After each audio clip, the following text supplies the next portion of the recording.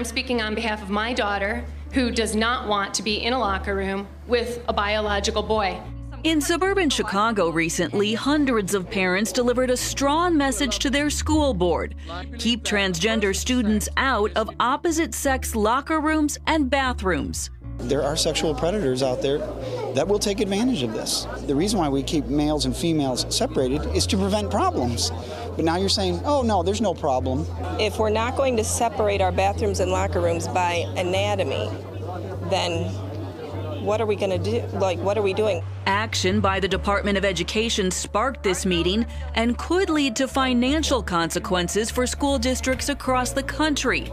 The debate centers around Title IX, the 1972 federal law which guarantees equal education benefits for male and female students. 2 years ago, the Department of Ed updated guidelines, saying its non-discrimination clause now applies to gender identity.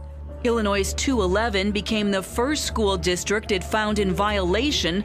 Its crime, denying a boy who became a transgender girl access to female bathrooms and locker rooms. The department told the district comply or lose millions in federal funds. Alliance Defending Freedom attorney Matt Sharp says that potential financial loss could cripple school districts.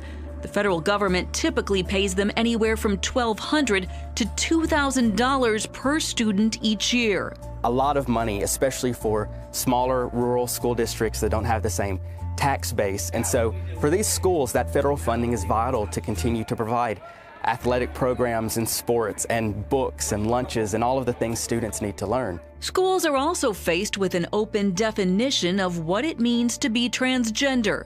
So schools are left in this very difficult situation of saying, how can we know if this is a student just wanting to gain access to the opposite sex restrooms or a student who genuinely believes they are the gender of the opposite biological sex? It happened last year at this Gloucester, Virginia high school. A girl who became a transgender boy told administrators that he wanted to use the boy's facilities. The Gloucester transgender student has changed his name and undergone hormone treatments in order to create a more masculine appearance.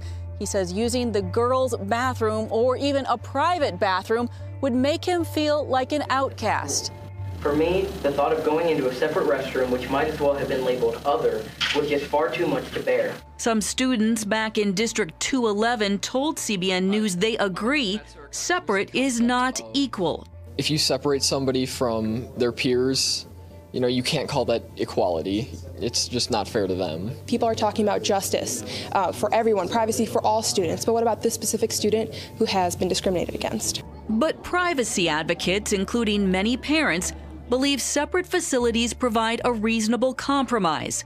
The Christian legal group Alliance Defending Freedom says schools should adopt such policies. But as an act of compassion and using policies like ours, they're saying, we will give you a private place to change and use the restroom. We are going to accommodate you so that you can have a place at school that's just yours while protecting everyone else. School choice advocates like Neil McCluskey say while the federal government should protect against discrimination, it should stay out of the transgender debate for now.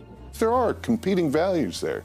A lot of people are concerned about privacy. A lot of people think that's a moral issue. And it's something that should be debated at the local and state level. A federal court will soon decide the Virginia case and could set a national precedent. In Illinois, District 211 recently settled with the Department of Ed. It built changing stalls in its locker rooms for transgender students. They're trying to rewrite Title IX by memo. It's a defeat for moms Vicki Wilson and Lisa Moran, who have formed a parent group to support separate facilities. They're urging others to get ready and take part in the debate. This is going to be affecting so many districts. A lady from a neighboring district just came up to me and said, I need help.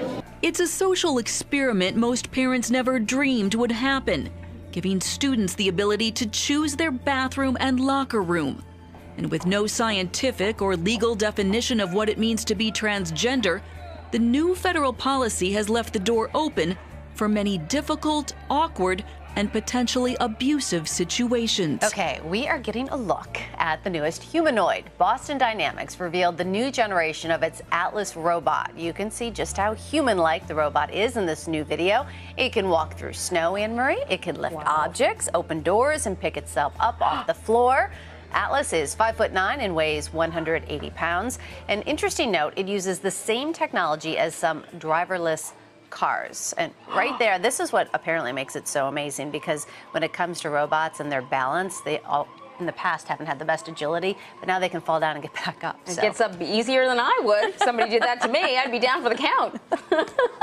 Wow, still a little creepy though. Sorry guys, didn't master that yet. CBN military correspondent Chuck Holton traveled in northern Iraq, where he found evidence the Islamic State launched 30 mortar shells near Sinjar on February 11th. Those shells turned out to be chemical weapons. We're sicking about 175 Kurdish soldiers who were here in these positions along the front line. The humanitarian group Free Burma Rangers helped treat the exposed soldiers. This soldier said his chest is clogged and that he has trouble breathing. Holton discovered signs of the chemical weapons surrounding the demolished city of Sinjar. It's not the first time. U.S. officials told The Hill recently that ISIS used chemical weapons in northern Iraq last August. Defense Secretary Ashton Carter says the U.S. is watching ISIS's emerging capability very closely and has taken action against it.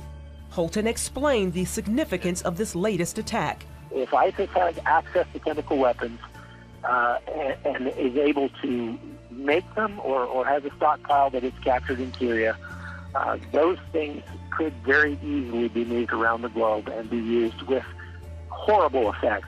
ISIS continues to advance in northern Iraq, although Peshmerga forces recently retook the city of Sinjar. They found heavy destruction along with many IEDs. An atheist group has lost its decade-long fight against two Florida-based Christian ministries that help ex-convicts cope with life after prison. The atheists had sued Prisoners of Christ and Lamb of God Ministries. Both received state aid to help fund their successful programs. The organizations provide housing, food, and career counseling to former prisoners.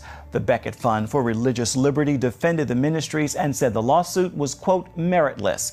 In the end, the court sided with the ministries, calling the lawsuit discriminatory. Angelica Yulchi, who asked not to be seen, and her husband Dustin were living in Brazil last summer when Dustin was diagnosed with Zika. Angelica was pregnant. Earlier this month, doctors told them to practice safe sex. Since the doctor suggested us to use protection, yeah, we are gonna use. The advice either to abstain from sex or use latex condoms during sex is now being given by the CDC to all pregnant women whose male partners have been to Zika-affected countries. On February 2nd, the first known case of sexual transmission of Zika virus during the current outbreak was reported in Dallas. With today's 14 suspected cases, the CDC is rethinking how the disease is spread. Jennifer McQuiston studies Zika at the CDC. With these new suspected cases that we're investigating, we're really becoming more aware that sexual transmission may happen more often than we previously thought. Zika has been linked to microcephaly in newborns, abnormally small heads, and developmental delays.